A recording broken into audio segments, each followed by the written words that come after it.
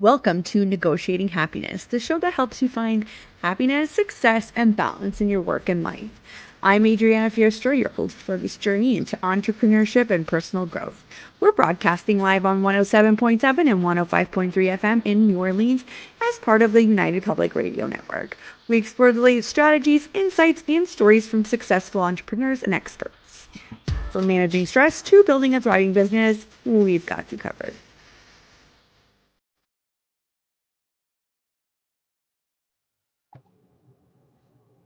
Good afternoon, everybody. This is your host, Adriana, and you are listening to Negotiating Happiness on 107.7 and 105.3 on the United Public Radio Network and UFO Paranormal Radio Network, airing live in the beautiful city of New Orleans. Everybody, just grab your lunch, grab your coffee, and let's dive into today's episode. I am super excited to be here with Edie. Hello, Edie. How are you? Good, thank you. How are you? Oh, I'm good. Thanks. There was a little bit of a lag there. I'm so excited to have you on today. Today we're talking about mastering stress and burnout. And as you know, as humans, we've all gone through it, but especially if you are an entrepreneur, you know exactly what this means for your work-life balance.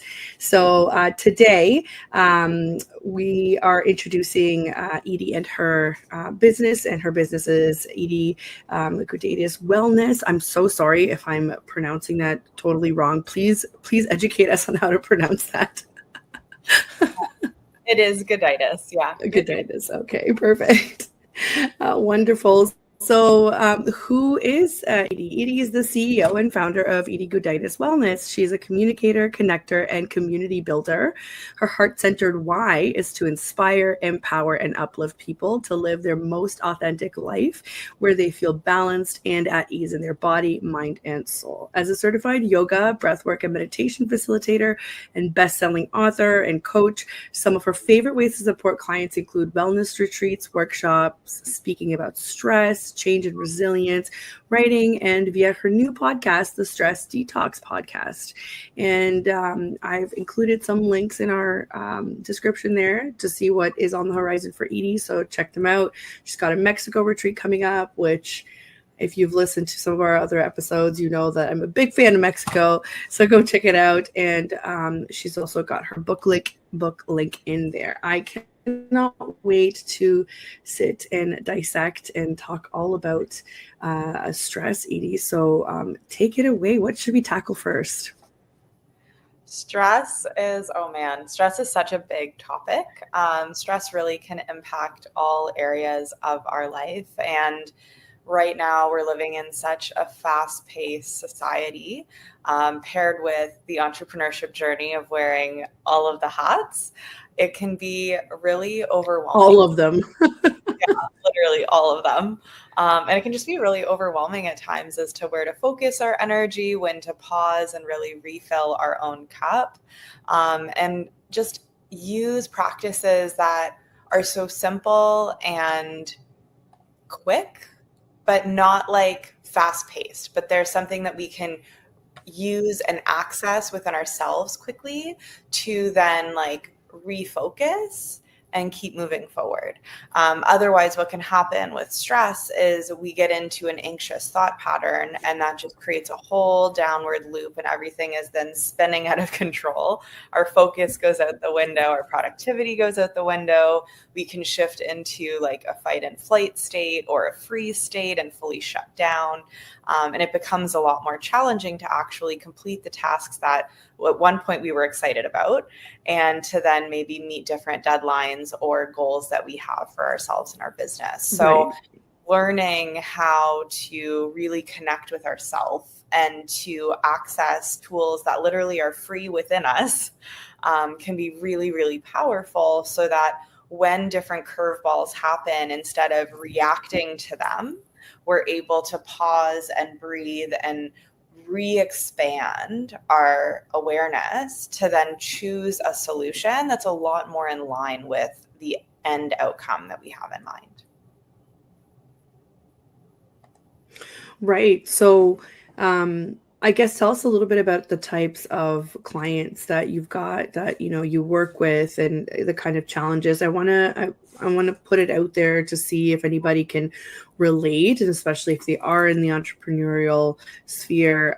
So tell us a little bit about the kinds of clients that you work with. Yeah, so I work with clients in a one-on-one capacity as well as in group capacity. And my clients range from entrepreneurs to corporate focus to the healthcare system to the education system. So it really is like the full spectrum. And something that is commonly shared, I'd say across the board, is just having lack of awareness of what is available to us. And something as simple as taking a few moments every morning to just breathe 5 deep breaths consciously, being fully present to them, and then doing that again in the middle of the day and doing that again at the end of the day can be really, really powerful for offering grounding. Some of the clients that I work with are navigating major stressors of being in like the medical field and working in the emergency room or working in hospice or working in a doctor office capacity. And then some of the clients are entrepreneurs where they're building a business, they're scaling, they're speaking with investors, they're getting more financial backing that way. And so there are different pressures and expectations at play. And really it comes down to, how are we showing up through it all?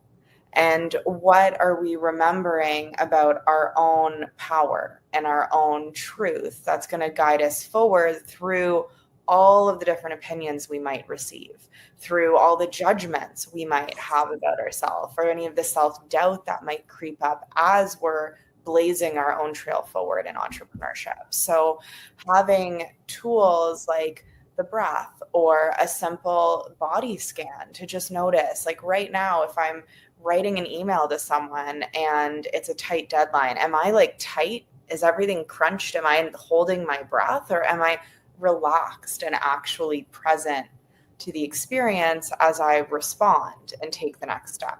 So having check-ins can be really, really powerful, again, to bring us back to presence, to bring us back to our center, which is our place of power and our place of then creative ideas that allows us to move forward and make impact that we want to make. Does that answer your question? Right. And yeah, no, it completely does. And I can relate to a lot of it, right? Especially when there are, client interactions or deadlines. You not only feel mentally stressed, you're physically stressed as well. And sometimes we don't know how to assess that, right? And for somebody that, I'm sure you have experience with this, but for somebody that has ADHD, right? Sometimes I feel like I can mix the two up of what's happening. Am I just, having racing thoughts, or am I really experiencing stress, and how do I kind of complete the cycle of that so I can get over it? So what are some of the ways that people don't think that stress creeps up on them, but they do? What are some, tell us some of the tricks to watch out for? Yeah, so how the stress cycle works, just at a high level, we have our level of awareness. Let's say we're just like walking, I don't know, I like to use this example. We're walking in a meadow. So just imagine you're walking in a meadow and it's a beautiful sunny day and you're just happy and walking along, taking in the scenery, and then you see a bear. And all of a sudden your response spikes because you're on high alert. There's a potential threat and you need to make sure that you're safe. And then you get closer to the bear, you realize the bear is actually not a bear, it's a rock. And you're like, oh, okay, cool, I'm actually fine. And then you'll feel your body start to chill. So it's like you get that adrenaline rush that spikes up and then it starts to come down and you come back to what's called homeostasis, back to your like middle ground. And that doesn't have to happen just when we're like in a meadow and think we see a bear.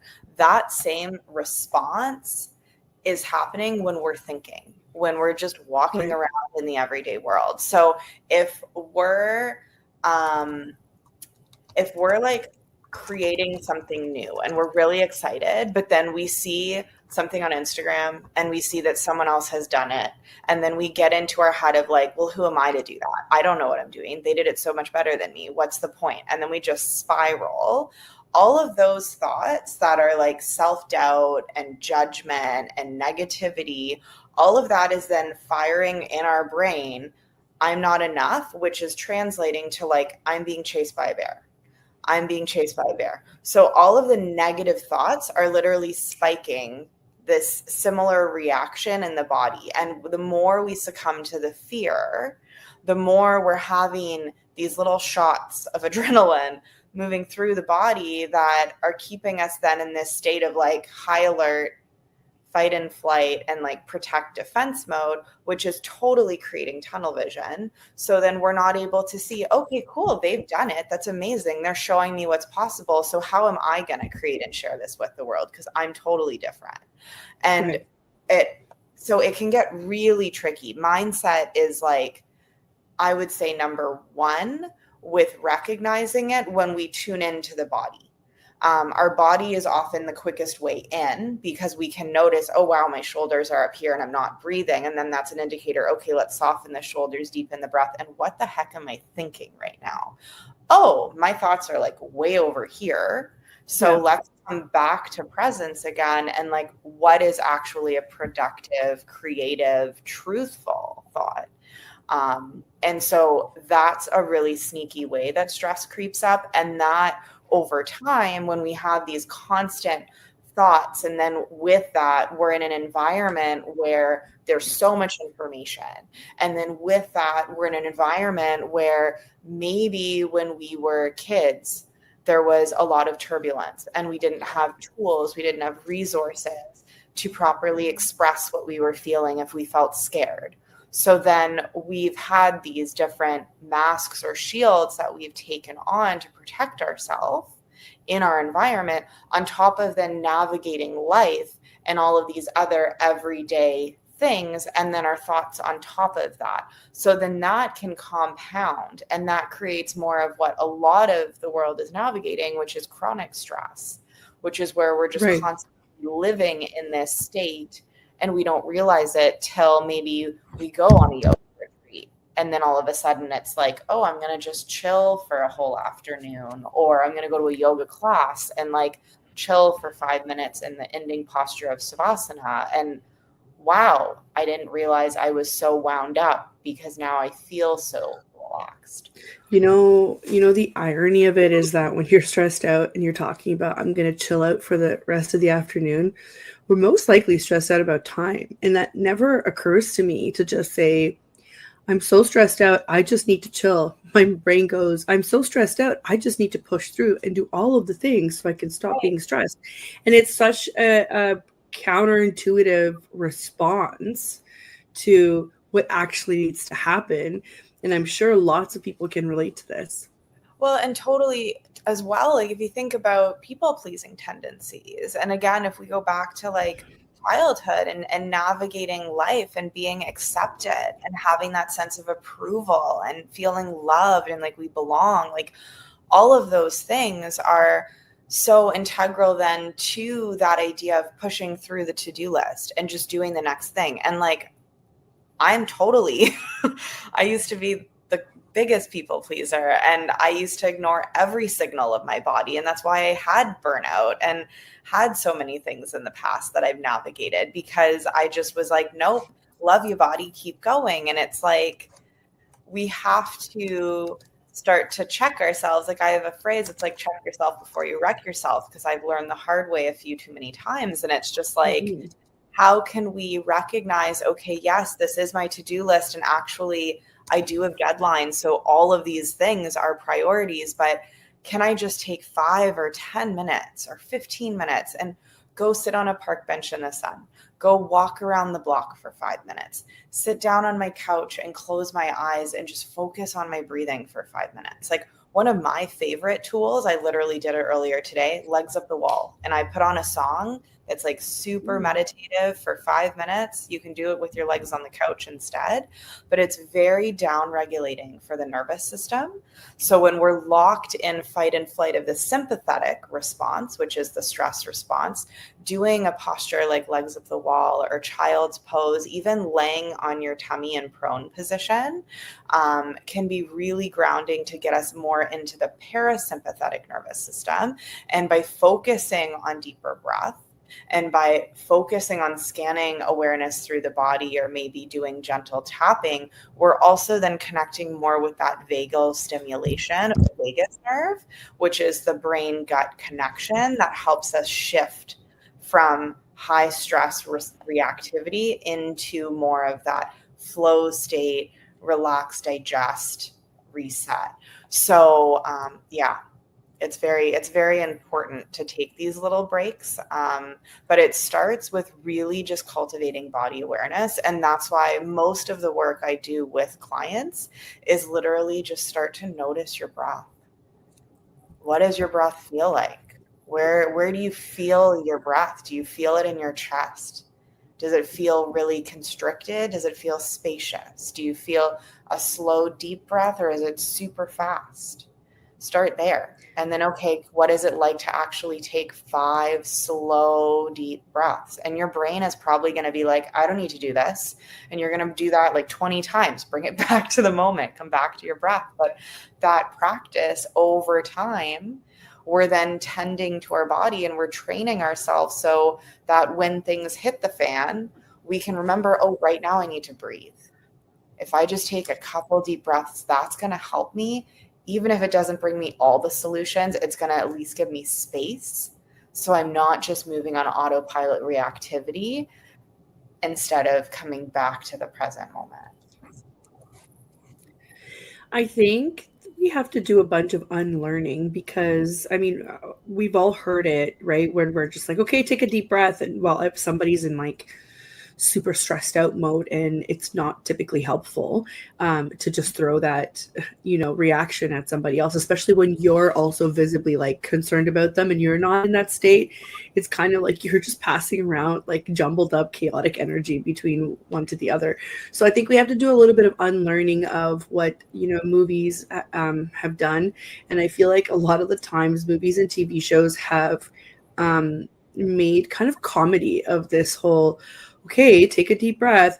And it's like, no, but here's something really interesting that I just found out a couple of days ago is because you reminded me when you're talking about how to breathe, which is something so basic that we don't think about it. We just do it, right? Because we're conditioned to think about the bigger things, the money that we need to make, the houses we need to have, the going to work and doing all these things. And we forget, like, what's the very first thing that you need to do in order to be able to exist? It's breathe, right? But you reminded me of how I started when we talked about meditation, how to learn how to meditate. And the first thing is like, you have to feel your breathing and how to control it. But here's what I found out, which I thought was really cool. And scientifically, it links us even more. I mean, if you don't believe, mind over matter or like vice versa or whatever, then that's a whole other conversation or a whole other research project that you need to do. But it just shows how much more connected we are physically, between mind and body at a cellular level, because they did a bunch of studies. And I'm terrible host for not remembering what the study was, where it was from, but I'm sure we can look it up, where they studied brains, and the people who meditated regularly had more waves in their, like, physically the brains looked different than the brains who do not meditate, do not practice any sort of mindfulness activity, where they're a lot more smooth. So I guess the more curvature, the more, form and shape that it takes, the healthier the brain is, because the brain is a muscle, right? So it just kind of goes to show that we have to go back to the basics and unlearn a bunch of things and focus on the step by step. So I guess my next question would be, you're talking to a whole bunch of different, busy people, different schedules, children, work, life, just everything kind of hitting them from everywhere. aside from what you've already mentioned in breathwork, what are some of the tricks that, not tricks, but very practical tips that you can give somebody to say, I'm going to start taking my stress more seriously because I know that stress kills. So how can I start today to make a difference? Yeah. Oh, wow. I love that you just said what you said, because it's something I say a lot, and it's so true, and it's hard to hear, but it really is. Like, unmanaged stress, I feel, is the root to so much of the just disease that we see in the world. A lot of the illness, like, yes, some of it is genetic for sure, Sure. and a lot of it too is so related to stress, whether it's environmental stressors or the mental component and not having tools to manage. So my tools for like go-to tools for everyday life, I honestly, like, yes, number one, notice your breathing. Number two, start to do body scans.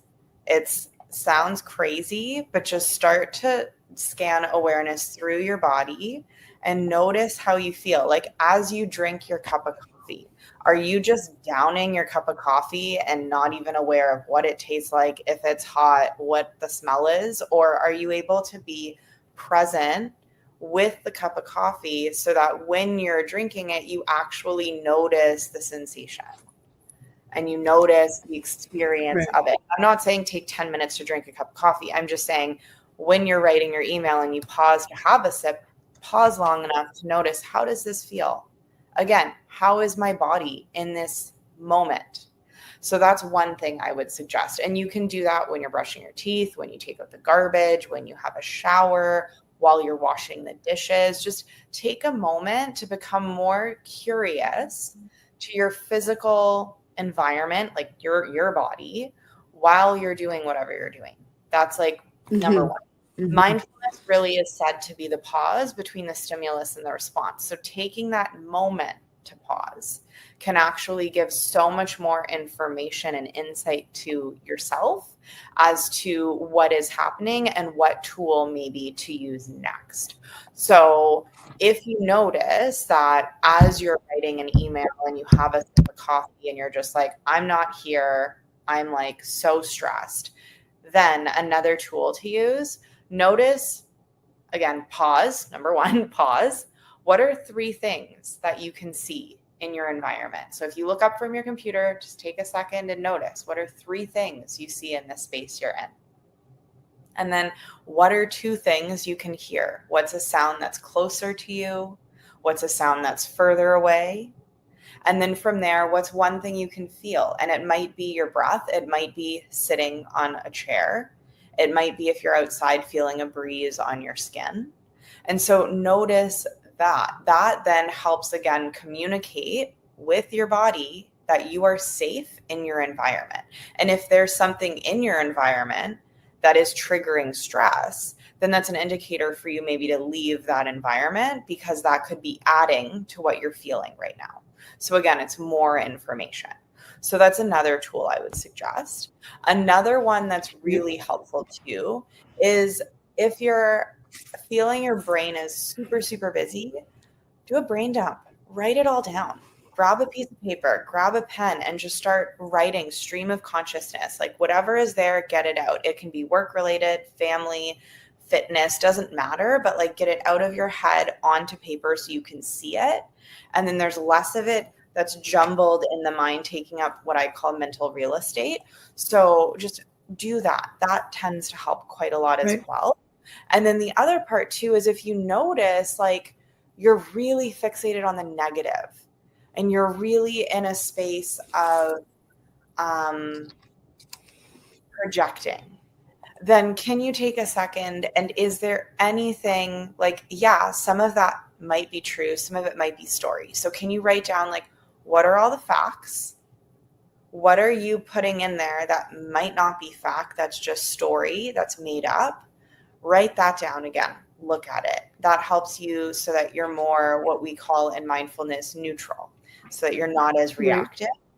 And then as well with that, then another practice is gratitude. And gratitude is like life-changing. Gratitude really is starting to be thankful for all of the aspects of your life. So again, right now, you can even pause and just think about like, what's one thing you're grateful for? And it could be the sunshine. It could be running water. It could be that you're wearing your favorite watch, like whatever. It doesn't matter. But if you get into that practice of starting to notice, okay, what am I grateful for? Like maybe you have had a massive disagreement with a business partner, or maybe your kids are driving you absolutely bonkers and they're like on a sugar high.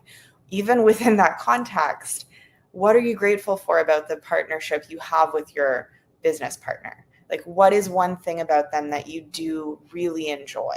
Can you come back to that? Can that be your anchor of your why? And with your kiddos, again, even if they're driving you insane, what is something that you're really grateful for that they bring you, like the joy they bring you in your life? It's not discounting that they're still driving you nuts and maybe they've done something that you're not in agreement with, but can you still in that moment see a silver lining so it's not all heavy negative energy?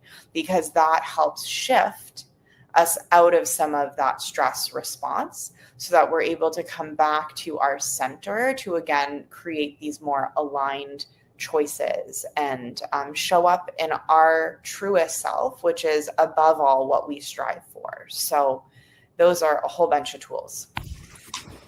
Right. I appreciate that. And I think a lot of it too can probably be summarized sometimes as be careful how you speak to yourself or what kind of pep talks you give yourself, because, you might be in a crappy mood now and you might say something like, oh man, I'm just lazy, or oh man, I'm just the worst at this.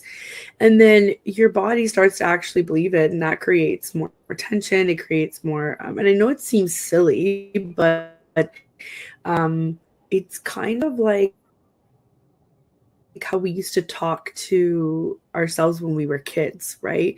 Where everything is all about big emotions, not knowing how to handle it. We're just bigger kids now. And I find that sometimes logic steps in and sometimes it doesn't, right? So this is super helpful. Thank you for all of those tools. Yeah. Totally. Yeah. And I love what you just said about like the speaking part, speaking to ourselves. I think that's super, super powerful.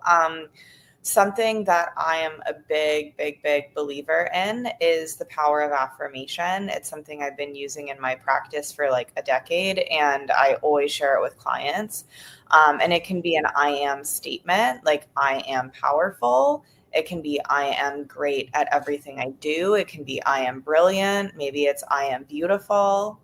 If you're not comfortable with that, you can say I like my eyes, like starting to notice things about yourself that you appreciate. And then from there, you can take other phrases. But something I often reflect with like classes or retreats is the mantra, I am safe, I am supported. And that is a really powerful one when we're working with nervous system regulation, because again, that if you literally say that to yourself right now, like I am safe, for me, my body relaxes. So Right. mantra can be really, really powerful. And like you just said as well about speaking with ourselves, we are mostly water, and water retains memory. And there are studies that have been shown, I think in Japan and other places, where like if you speak positively to water and they studied water, the literal molecules of the water changed compared to like speaking or ignoring it.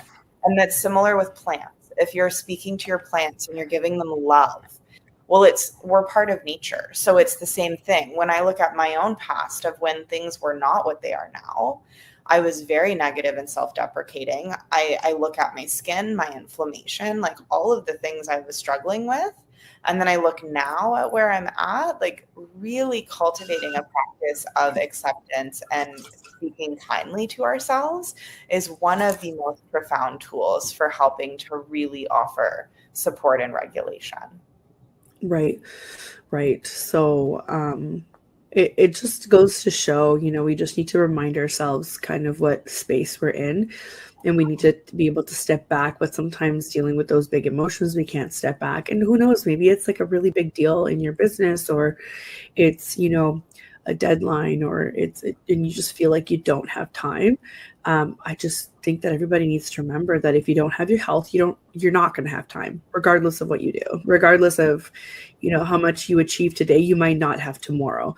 And it sounds all gloom and doom. I'm just being realistic about it. So while we're on the whole like love and light, yes, love and light, it's obviously helpful. It's obviously part of who we are. And like you said, we're connected to nature.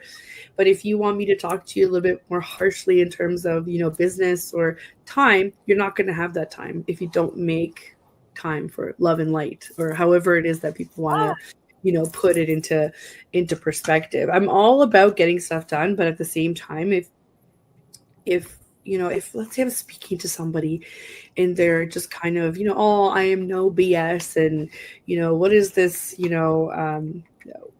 don't know. I'm a millennial, so we get called snowflakes a lot, right? So I'm like, you're being a snowflake. I'm like, well, am I? Or am I just realizing that there's just way more than this, BS way of doing things, that where I get to shut out every single instinct that I possibly have, and I just need to look down and just kind of go with it. I choose not to. I choose to look up. I choose to look around. I think that's the main takeaway for me out of this conversation so far. It's choose to stop, choose to pause, choose to look around, and then kind of work on it. And I'm a very impulsive person. So this coming from me is I've had to work through it. I've had to really just kind of be pause, don't do that thing that you want to do. Don't say that thing that you want to do, including towards myself, right? Sometimes we're our own worst critics. And I talk to entrepreneurs all day. We are our own worst critics. I talk to very high achieving people all day, every day. It's very hard to get out of that mindset and to not look at yourself that way. It is very easy to compare. I mean, I'm looking just even at this platform. We're streaming to, 8, 9 different channels, and it's so easy. Look at this: Instagram, YouTube, Facebook. It's so easy to compare ourselves to other people or to other people's lives, and we forget that sometimes this is all curated. This is what I love about this show, is that we don't edit it, and whatever it is that we say, we take responsibility for, and we put it out there. It's live. Even when we pre-record, it's not edited. It's just a continuous recording that goes on, because this is more of what real life looks like. Or we talk about the bad parts of our business too. We talk about the stress. We talk about, it's not just about looking educated or knowing we know what we talk about. It's about having these conversations where we're we get called snowflakes, and and sometimes maybe we get triggered about too many things, but sometimes maybe we're right, because we shouldn't have to go through these systems that were always put in place. Maybe we're the markers of change, right? Sometimes I'm not saying just our generation. I'm talking about different generations as time goes on, right? So, and actually something that's coming to mind as you're reflecting all of this as well is when we're navigating stress, it's not just look around and take a deep breath. Sometimes things are hitting the fan. Sometimes we're really angry and we're feeling a lot of intense emotion. Emotion is energy in motion. It's meant to be processed out of the body.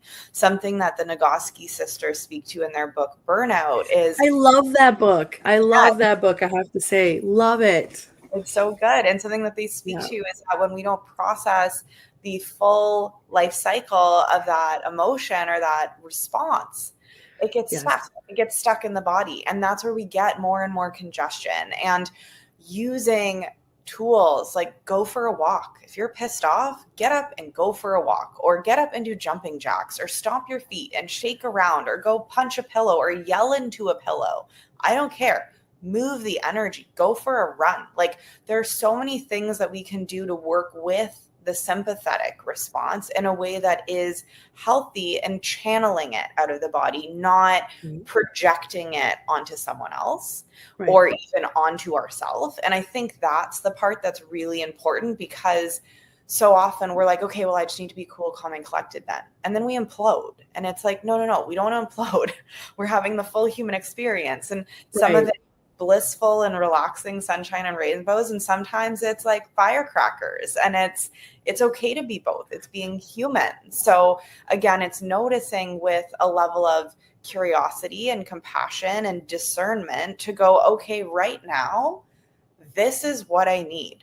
Okay, right now, this is what I need, so that we can be, again, our truest self. And it's just important that we really harness and tap into that. And that's something, again, that I really work with clients on, is recognizing no emotion is bad. Right.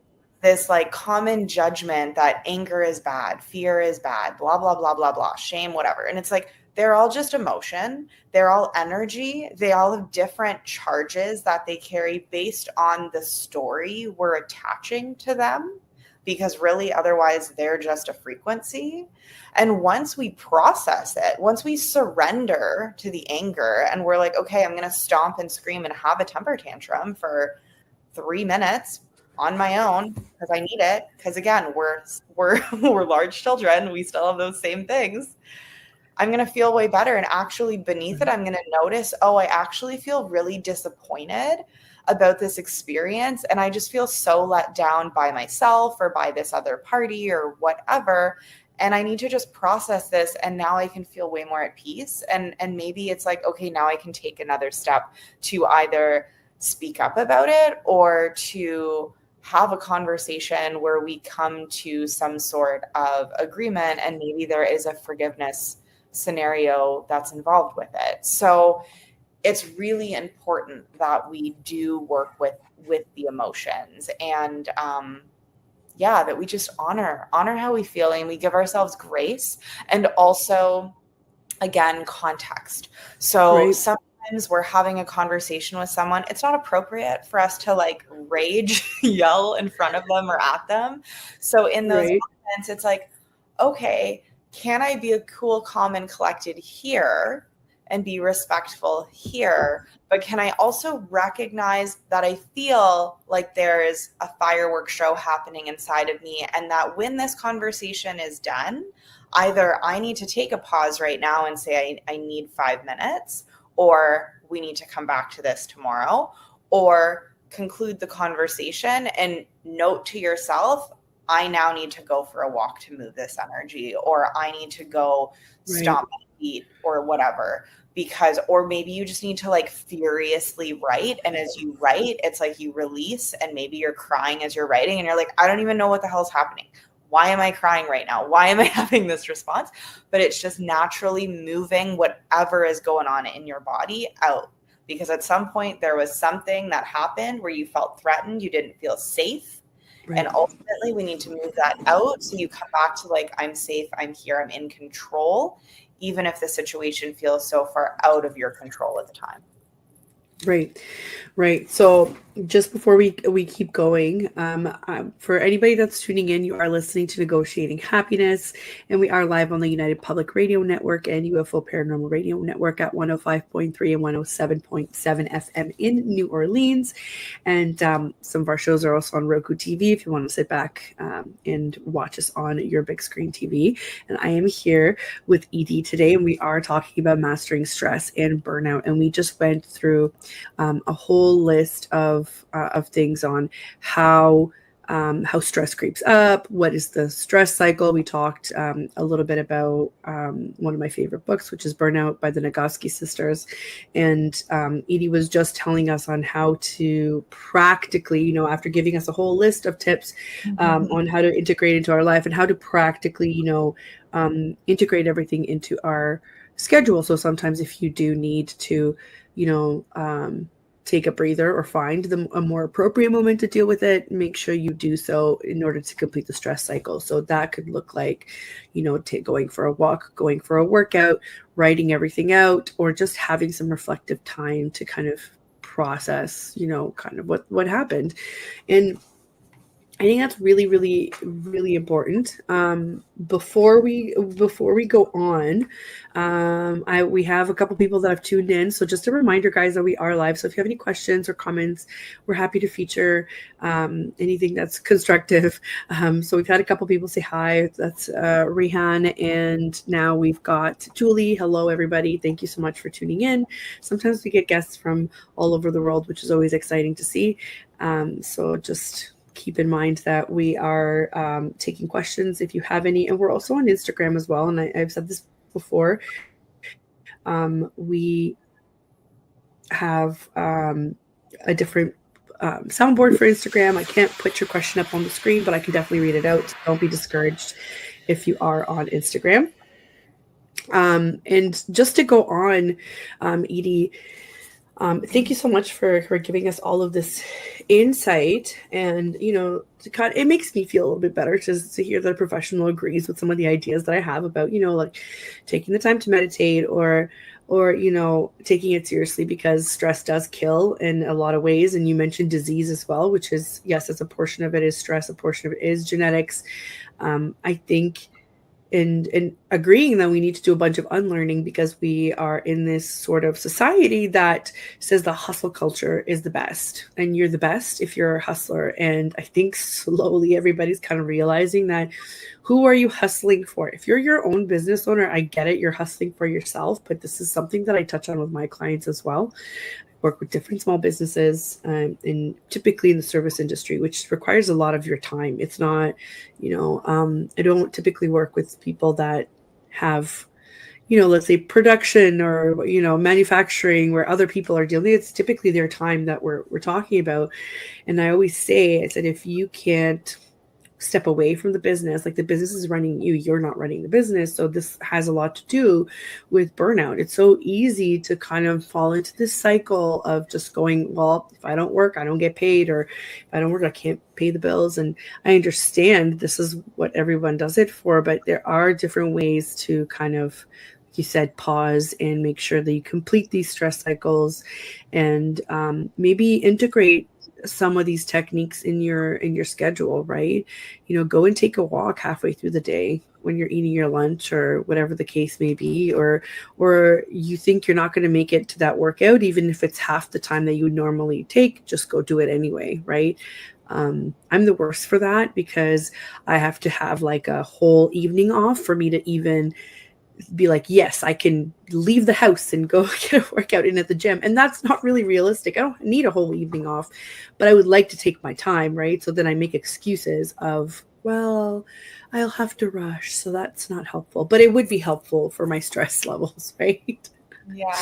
But I just wanted to also touch base on, Edie as an individual. You're business owner, you're an author, you work one-on-one, you run retreats. You seem like you do it all as well. So you're very aware of these struggles, which I can appreciate. You're also speaking from experience. You're not just sitting here selling a course, right? No.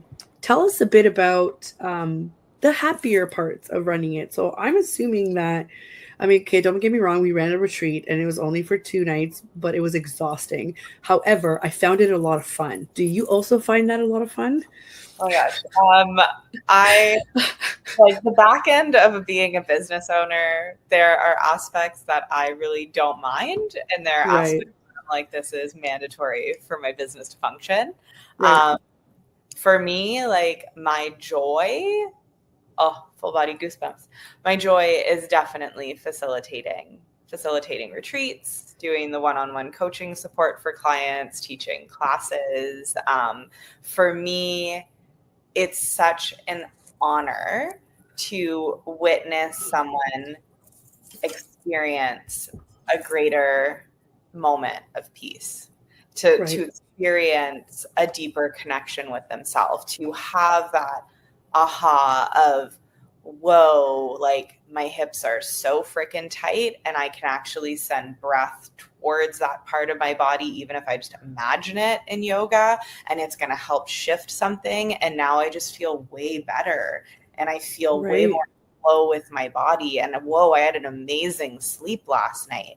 And it's like, yeah, like it can be that easy. And it's amazing to just share for what has been like the most profound in my own journey of going from the opposite of like so much of crazy hustle and perfectionism and all of the self-doubt, and then also all of the partying and like so many other pieces of like addictive patterns and numbing, whether it was work or working out or dieting or like drinking with friends. Like there's so many things. So shifting from that to this space of so much awareness and responsibility and choosing different practices that might not be the most fun at first, but then you get into it and you're like, oh my God, this is actually so much more amazing, because life is not a sprint, it's a marathon. And I learned that the hard way many times.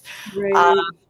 It's amazing to share it. It's amazing to give back to the community. Like I was teaching last night and I literally was sitting at the front of the room and everyone was in the first posture and I just had like silent tears. I was like, oh my God, like this is just such an honor to hold space in this way and to see others show up for themselves and be curious to try these practices and start to have more conversations around like, how am I feeling? What the heck is my body doing?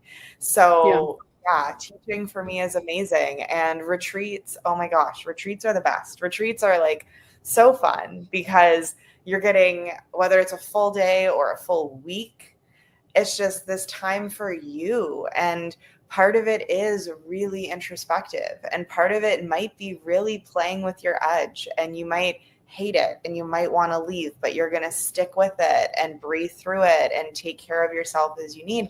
And then part of it is really fun because you've gone through that point of what you didn't think you could do. And then you did it. Like that's what's so cool. Yoga for me was my access point to meditation and then breath work. And for me, it started with recognizing my own power for like holding certain standing postures or arm balances. And now for me, it's like going through the more activated breath work practices where you're like, this is uncomfortable and I can feel everything moving in my body and I want to just stop. But you surrender deeper to that breath and then you come out of it and you're like, I'm so happy I did that. I feel like I just released 5 years of my life. And it's amazing what we can do when we're playing in the space of curiosity. And I think that's the other thing that I've had to learn, which maybe you can relate to with what you just shared. Like, yes, part of the retreat planning process might be stressful and hard, and there are lots of different things that we're coordinating. But there's also the joy of the experience itself that we're sharing as a group. And then it's really recognizing like, I just did that. Like, look at what I just created for someone else, or look at what I just experienced myself being a participant.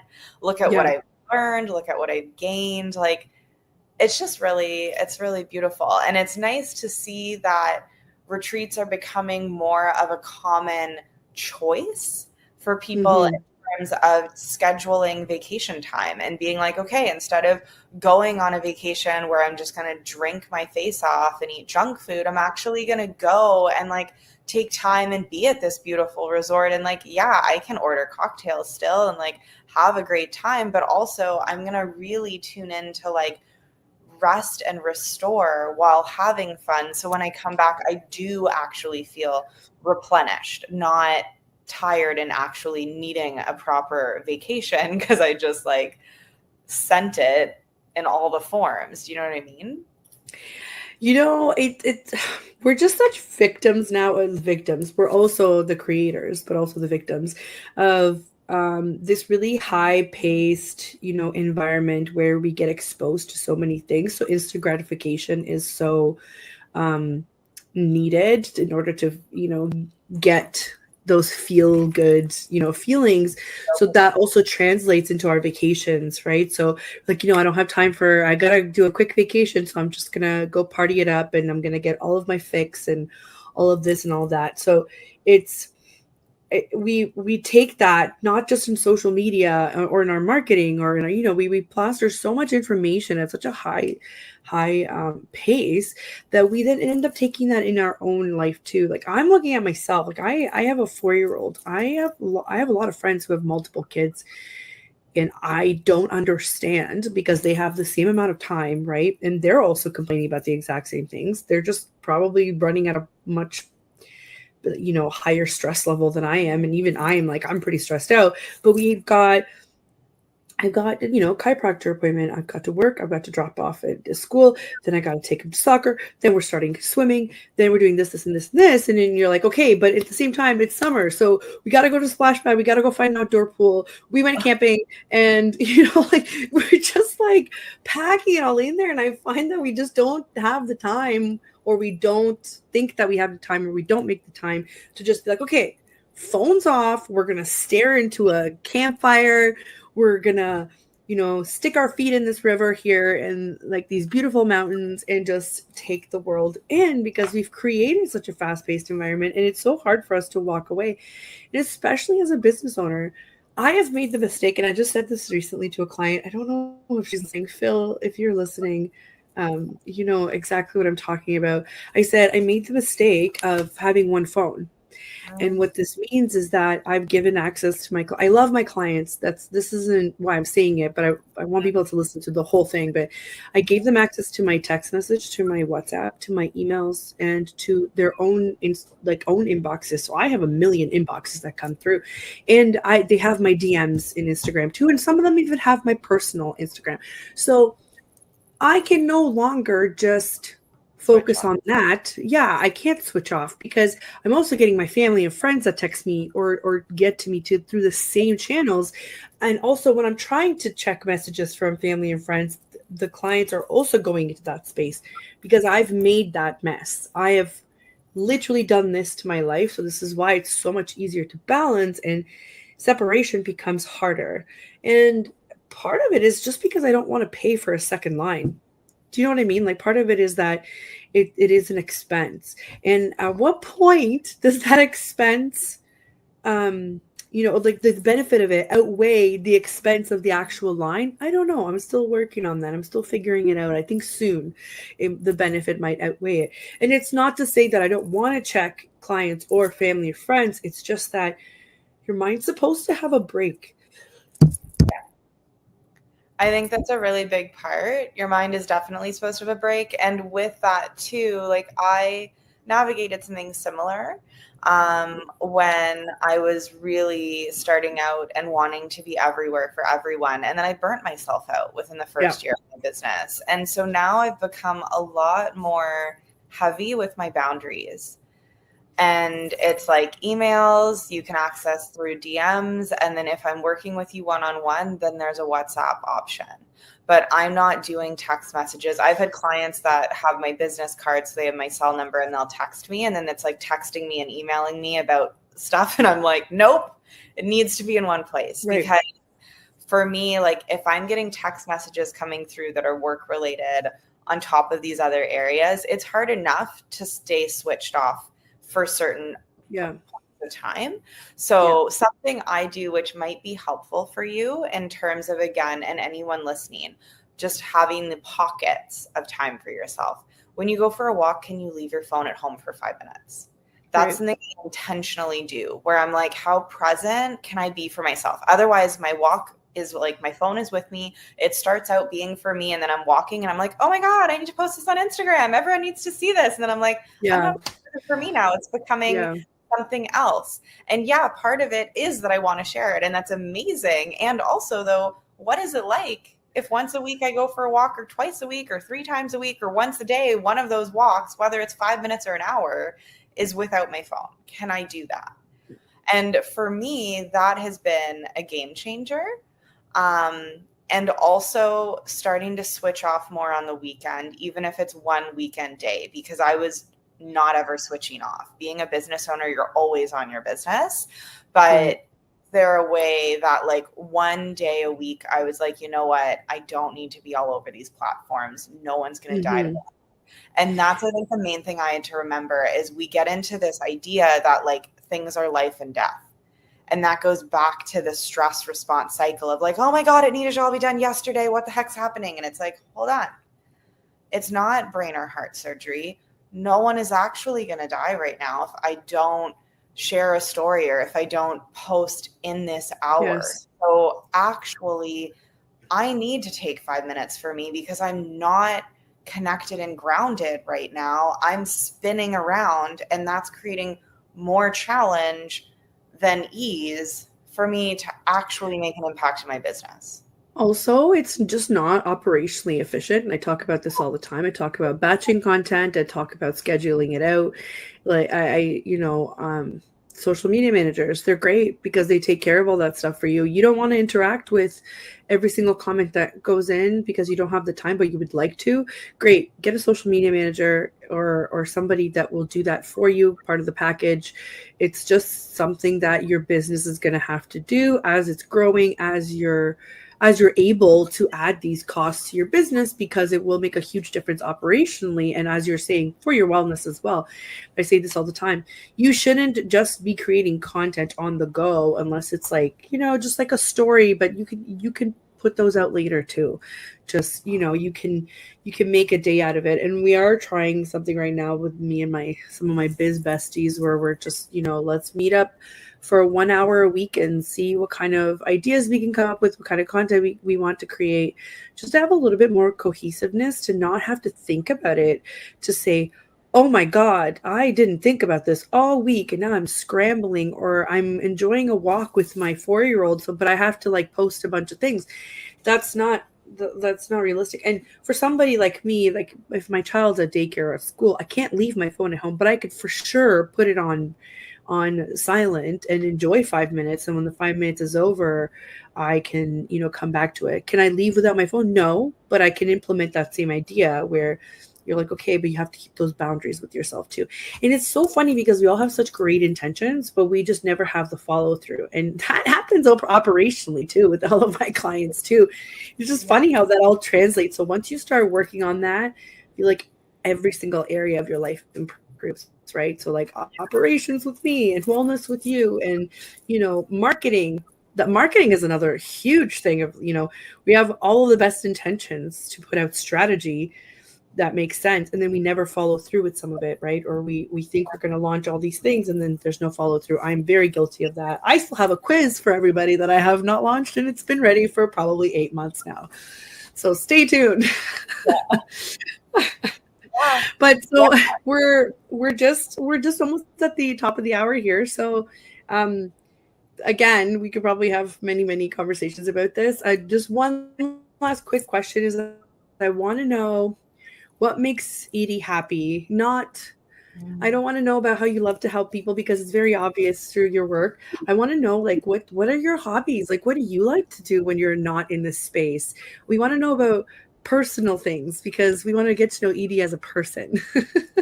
And sometimes entrepreneurs don't think about that because they're too focused on their work and their life and their family and their, Yeah. And I totally lost myself to that when I started my business. I love dancing. Dancing is that my soul is happiest. I love hiking. I really love being in nature, being by the water, being in a forest is really grounding for me. I like that too. Yeah, so good. I love curling up with a good book and just chilling or watching something on Netflix in the evening to decompress sometimes. I really enjoy baking without recipes and just kind of winging it and seeing what I create.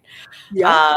I also love traveling. So whether it's going, I haven't been to Europe in a while, but whether it is Europe or whether it's more of a tropical location, I spent part of the winter in 2023 in Costa Rica, and that was totally magical. So that's something that I appreciate with my business is the remote aspect and being able to tie in some of the retreats where I offer them or workshops with vacation or just working remote, because I really do love exploring new places and meeting new people and experiencing new cultures. Those are probably amazing.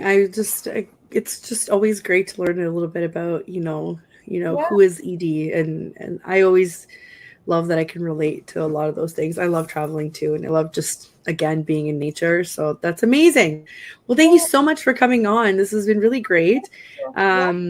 I wanted to point out again, if ever anybody wants to go ahead and check out the retreat, I highly suggest it. Let me post the link again right now. Yes, Equilibrium Retreat in Mexico is Where November is it? 16th to 23rd, and we have 3 spots left. See. Yeah. And you can access it on my website. Here, guys, if you want to take a quick look, and even if you're looking through the archives and you're hearing this, you can still see it on any of the 8 or 9 different platforms that we've posted it on. You'll see it there. Check out Edie Gudaitis Wellness, and follow Edie on YouTube. She does a lot of yoga videos. Anybody that's a yoga fan, I checked out a couple of them.